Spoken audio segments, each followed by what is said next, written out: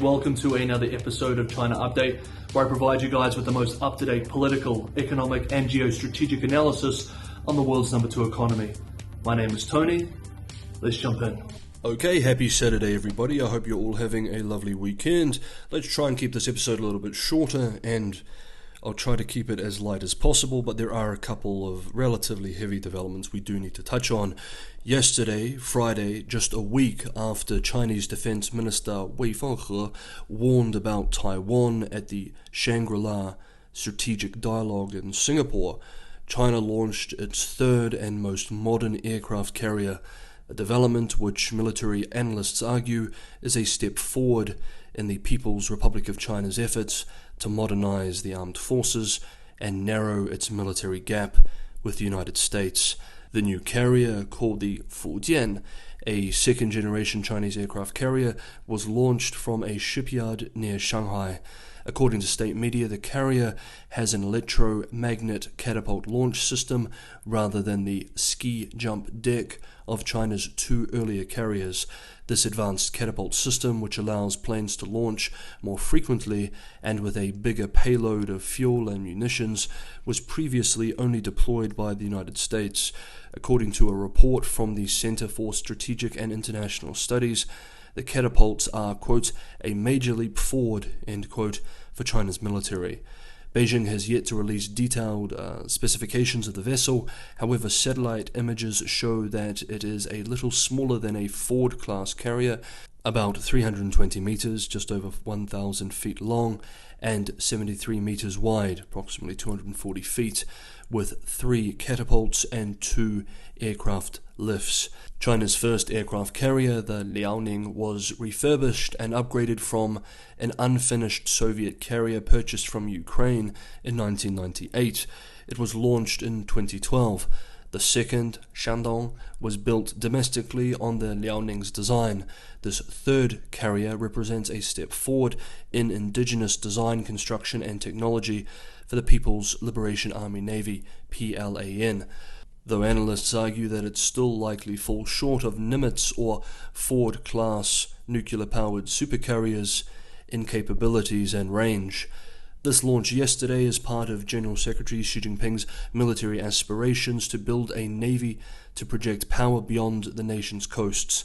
The new carrier would likely extend the PLAN's effective range beyond the so-called First Island chain. However, China's blue water capabilities are still well behind regional rival Japan and, of course, the United States. However, China will not stop here. Beijing is planning at least 6 aircraft carrier battle groups by 2035, with 4 expected to be nuclear-powered. The United States has 11 aircraft carriers in service. Hey guys, if you enjoyed the content, as always, don't forget to hit the like button. It's a huge help. And for anyone who wants to go the extra mile and help keep China Update sustainable, it's just me putting these together. Patreon, buy me a coffee, and crypto links are in the description below. Thank you so much, everybody, for the ongoing support. Peking University Assistant Professor of Political Science, Ma Xiao, is about to publish a book, Localized Bargaining, the Political Economy of China's High-Speed Rail Program, exploring, as the name suggests, the political economy and lobbying system behind China's multi-trillion-dollar high-speed rail industrial complex. In anticipation for the book's release, Professor Ma penned an article for Sixth Tone called What the Railway Lobby Reveals About China's Political System.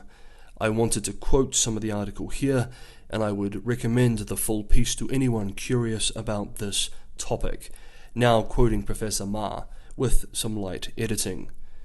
In the nearly 2 decades since China broke ground on its first high-speed rail line in 2004, the total length of the country's high-speed rail network has grown from 0 to 40,000 kilometers, more than twice that of all other countries combined.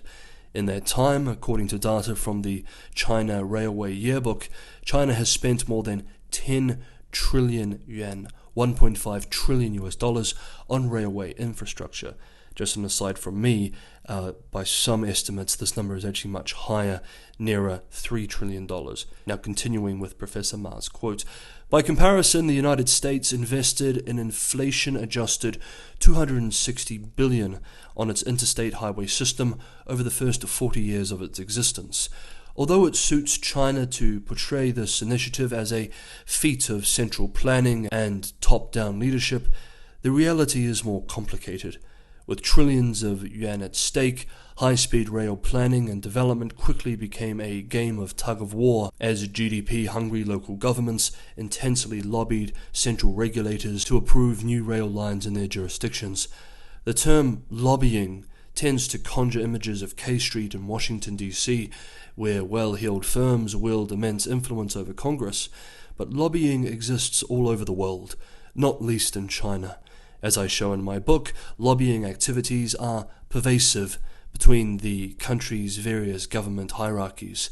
Just as local governments in the United States lobby state and federal governments for earmarks, federal programs, or military bases, regions in China also attempt to persuade the central government to invest in their growth. China's political system incentivizes local officials to steer big-ticket programs like rail projects to their jurisdictions.